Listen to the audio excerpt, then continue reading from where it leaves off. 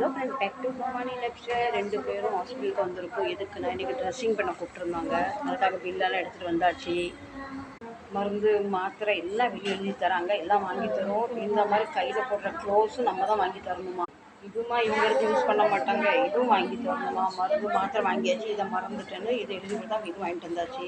டாக்டரை பார்த்தா தான் தெரியும். இன்றைக்கி இந்த கட்டை வச்சுட்டு புது கட்டு போடுவாங்க, அதுக்கப்புறம் திருப்பி எப்போதும் தெரில. ஆஸ்பத்திரி வந்தாலே ஒரு சின்ன சின்ன விஷயத்துக்கெல்லாம் ரொம்ப வெயிட் பண்ண வேண்டியதாக இருக்குது. என்னாச்சே நம்ம மட்டுமா பேஷண்ட்டு, நிறைய பேர் பேஷண்ட் இருக்காங்க. டாக்டர் உள்ள யாருக்கோ ஏதோ ஸ்டிச்சிங் பண்ணிக்கிட்டு இருக்காரு. பார்ப்போம், பார்த்துட்டு என்னன்னு கேட்போம். சரிங்களா ஃப்ரெண்ட்ஸ்? இந்த ப்ளவுஸ் பார்த்தீங்களா, அந்த வீட்டுக்கு கீழே நான் எப்பவும் தலையில் கலர் அடிக்கவே வாங்குவேன். 20 ரூபாய்க்கு தான் கிடைக்கும். ஆனால் இங்கே ஆஸ்பத்திரியில் 27 ரூபாய். இது 2 ஆஸ்பத்திரியிலையும் பள்ளிக்கூடத்துலேயும் ரொம்ப கொள்ளை அடிக்க ஆரம்பிச்சிட்டாங்க. ஆசிரியர் குரு சொல்லுவாங்க, டாக்டரை கடவுள் சொல்லுவாங்க. இவங்க 2 பேருமே இப்படி கொள்ளை அடித்தா பாம்புற மக்கள் மீது என்ன ஆகும் சொல்லுங்க. ஆளை பற்றி என்னை பற்றி ஆளை பற்றிலாம் இங்கே நிலமை என்ன ஆகும். இவ்வளோ நேரம் இவங்களுக்கு தான் பட்டில் போட்டுட்டு இருந்தது. இவருக்கு இவ்வளோ நேரம் மருந்து பார்த்துக்கிறதுனால தான் எங்களை கொஞ்சம் உட்கார சொல்லிட்டாங்க. தலையில் அடிபட்டுருக்கு. மனுஷனுக்கு எந்த நேரம் என்ன ஆகும்னு ஒன்றும் நம்பிக்கை இல்லை. இப்போ நம்ம தலைவா பிறப்பிட்டாரு. இப்போ ड्रेसिंग பண்ணிட்டு வந்தாச்சு. இது கீழே போய் என்ன எதுன்னு பார்க்கலாம். दवाई कुछ दूसरा दिया है क्या?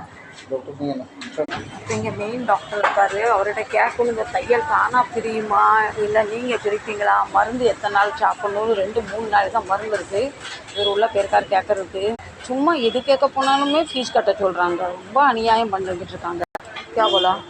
இப்போ எந்தெந்த மருந்து தீர்ந்துருக்கு அந்தந்த மருந்து வாங்கணும். 10 நாளைக்கு மீண்டும் மருந்து வாங்க சொல்லியிருக்காங்க. அதான் இந்த மருந்து 1 வாரத்துக்கு இருக்குது. இந்த மருந்தெல்லாம் வாங்க 10 நாளைக்கு. டாக்டர் போல் வெயிட் பார்க்க சொல்லியிருக்காரு. கண்டிப்பாக நீங்கள் வெயிட் குறைக்கணும்னு சொல்லியிருக்காரு. இன்றைக்கி எத்தனை கிலோ தெரியலையே. எத்தனை கிலோ? 99 கிலோ. ஏறவும் இல்லை இறங்கவும் இல்லை. யாருன்னா ஏறும் இறங்காது. இன்றைக்கி இவர் உடம்பு காரணம் இப்படின்னு இவர் தான் கொஞ்சம் கூட நடக்க மாட்டார். என்ன பொருளாக சாப்பிடணும், கீ டப்பாவை ஊற்றி சப்பாத்தியில் சாப்பிடணும்னு இவருக்கு ஒரு இது. மனுஷன் இப்படி ஒரு நாளைக்கு ஒரு அரை மணி நேரம் நடக்கணும், நடக்கிறது இல்லை.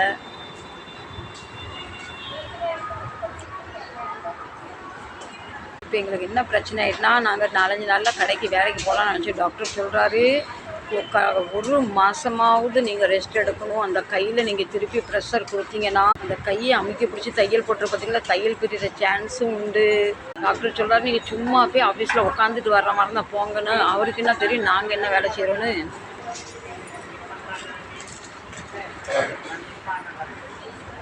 இன்னையோட கடைக்கு போய் 5 நாள் ஆகுது. இன்றைக்கி வெள்ளிக்கிழமை. பார்க்கலாம், கடவுள் விட்ட வழி. ஆண்டவர் என்ன நமக்கு எழுதியிருக்காரோ அது